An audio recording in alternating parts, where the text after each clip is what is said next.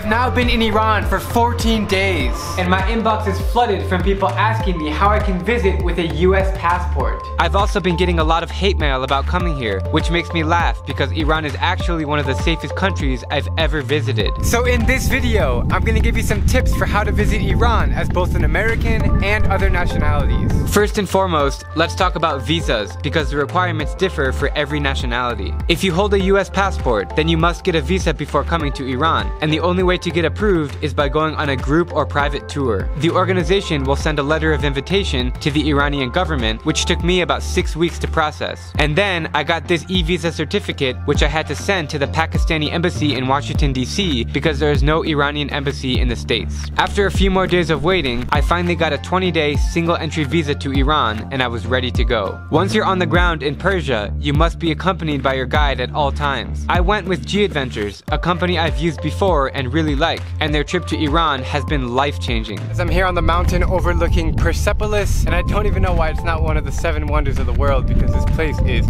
fascinating. Our group had 12 people who represent 9 countries. Welcome to Iran!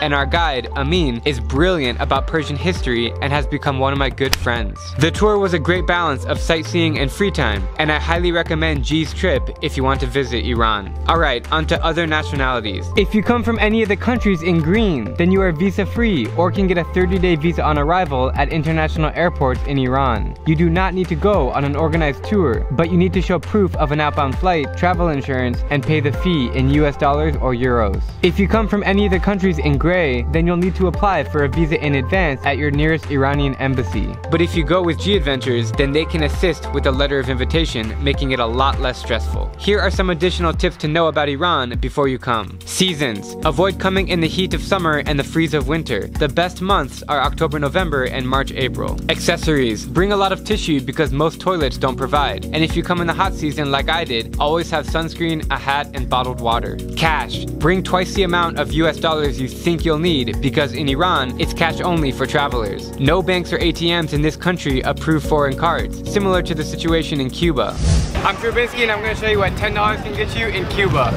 So if you run out of cash in Iran, you could be in trouble. Patience. Things run slower in Iran than you're used to, like the Wi-Fi. You need to use these cards which often have problems. When you check into a hotel, they take extra time because they need to keep your passports. The highways often have police checkpoints, etc. Alcohol. Alcohol is banned, so you can just forget about it and don't waste your time trying to find it. However, it is the Middle East and you can find shisha places everywhere if you're into that. SIM card. I recommend getting a local SIM card like Irancell because the coverage was great everywhere. The price is only $3 to top up 6 gigabytes. Currency. The currency in Iran is confusing. They have 2 systems for counting money. Riyals and Tuman. Tuman is the same as Riyals, but without the last 0. To give you an idea, look at this note for example, which is 500,000 Riyals, but people, to make it easier, they just remove one of the zeros, so it's 50,000 Tuman. Crossing the road. It's extremely nerve-wracking as cars do not stop for you. It kind of reminds me of Hanoi without all the motorbikes. Make sure to always cross with caution. Respect. It's important to respect their religion and culture. For girls, this means always wearing a hijab as it is the law, and covering your shoulders, elbows, and knees.